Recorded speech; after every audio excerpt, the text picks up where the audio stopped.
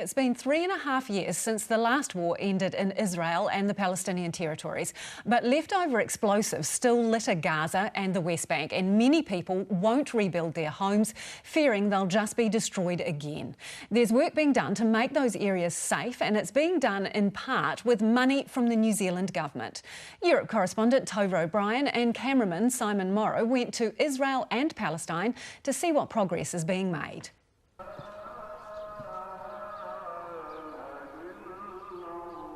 Jerusalem is one of the holiest cities in the world and one of the most fought over. Claimed by both Israelis and Palestinians as their capital, it's the crux of the conflict. There's relative calm here for now. Markets sell an odd, contradictory mix of pro-Israeli, pro-US and free Palestine souvenirs. At Damascus Gate, a flashpoint for violence, the Israeli soldiers are relaxed. There's no hint of past bloodshed. But travel to the occupied territories, the West Bank and Gaza, and the scars of war are everywhere. Crossing to Gaza through the heavily fortified checkpoint is like a tunnel to another time. The high-rises and highways of Israel replaced by bomb-marked buildings and donkey-drawn carts. It's been 3.5 years since the last war in Gaza in 2014.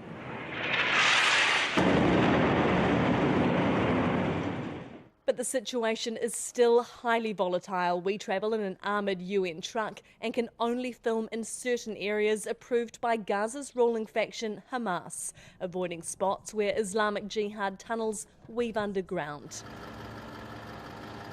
This part of the strip, closest to Israel and used by children on their walk to school, isn't considered worth reconstructing because of the threat of further destruction. And even in homes that have been rebuilt, families live with the expectation that their houses will come down again. For sure he expects that because we are living in Gaza and we expect it anytime. After 1 hour, 2 hours, 1 day, 2 days, you never know. This house will be destroyed, the war will come back, and we are not waiting anything from anyone because this is our situation. This is Gaza.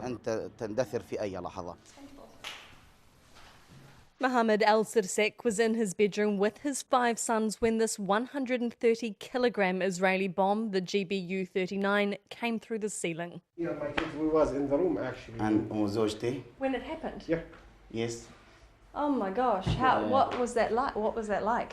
كيف كان شعورك لما لطف الله عز وجل. He tells me, thanks from my God, we were lucky. My 5 kids were aged 1 to 7 at the time. They were all in the room? Yeah. I got injured in my hand. Even after the initial shock and injuries faded, the family still had to sleep in a room with an explosive rocket buried deep in the floor. This is the bedroom now. This was during the excavation. Having the legacy of conflict in the form of explosive remnants of war in your community, even if the guns have stopped shooting and the bombs have stopped dropping, you still have a very real physical memory of the conflict. And it's very difficult for communities to move on from that psychologically, living with explosive remnants of war. The United Nations Mine Action Service has cleared 149 large aerial bombs from Gaza, the biggest weighing nearly a tonne and containing 500 kilograms of explosives. It destroyed a school which has since been rebuilt and will soon be running wild with 2,000 children. You guys can say hello to New Zealand TV. Yeah, the camera. Yes, I'm no. How are you? How are you? Fine, how are you? Fine, thanks. Fine, thanks. How are you? Finishing the school depends in big part on building supplies getting through the Israeli blockade. So this is a big problem for you, is getting in materials to Gaza? Yes, materials coordination is the biggest problem here to finish all the school.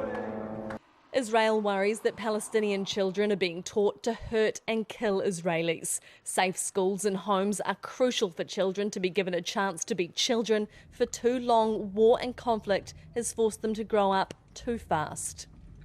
Days before we came here, Israel had bombed a tunnel coming out of Gaza, killing at least 7 Palestinians. That escalated tensions and prompted threats of retaliation of rocket fire from Gaza into Israel. So Israel ramped up its surveillance. It's always constant here, but since we arrived, drones have been buzzing overhead at levels not seen since 2014. 2014 was the most recent of 3 wars fought in Gaza in just 6 years. Much of the city has been rebuilt, but there's still a long way to go. New Zealand has contributed money to UN Mine Action, but it all went to the West Bank, none to Gaza, where 25,500 Gazans are still displaced after the conflict. The West Bank also has myriad problems with unexploded remnants of war. Jordanian minefields set up to block Israeli advances ahead of the 1967 Six-Day War still exist. More than 50 years on, those mines continue to threaten Palestinian limbs and lives. What kind of damage are we talking about? This one can stop a tank, and this one will amputate a leg of any adult. And a child? Will chop the leg and even will kill him. Ronan Shimoni works for Halo, the mine clearance trust once made famous by Princess Diana. Land is at the heart of the Israeli-Palestinian conflict. For Israelis, demining helps prevent the harvesting of explosives, which are then used against them in suicide vests and other homemade bombs. And for Palestinians, clearing the land in the West Bank of dangerous mines is about so much more than safety and livelihoods. It's income, but in addition, it's also, there's some, I don't know what to say, but it means to the people when they own land, they can return back with their family, they can spend their time, it provides sustainability. A sudden explosion interrupted the interview we were doing right next to the active minefield. Oh, the trailer came off. You don't want to hear explosions when you're on a minefield. Arnabi Elias was the first minefield cleared by Halo in the West Bank. You were lucky. 70-year-old Rafa Katish, a landowner, tells us of his desperation to use his land, that despite the mines, he started clearing it himself. Before the clearance, nobody can enter, nobody can fire, nobody can walk besides. All the people afraid to enter this lands, and nobody can touch. It took a year and a half to clear the 62,000 square metres, centimetre by centimetre. You can see how we crushed the soil. You see everything was crushed to the size of 3.5. Yeah. So if there are mines inside the soil that we crush, they will high order inside the crusher, they will get broken, and everything comes out is in the maximum size of 3.5. Really? And this is all this land. So they also got in return a very fertile land. Fertile soil. 30 families are now able to farm the land. New Zealand contributed more than $3 million to Halo in the West Bank, meaning of the 64 anti-tank mines and 493 anti-personnel mines found at the Arnabi Elias field, 23 anti-tank and 107 anti-personnel mines were found on New Zealand's dime. New Zealand actually played quite a significant part here. Absolutely, yes. And not just with cash, but diplomatic muscle too.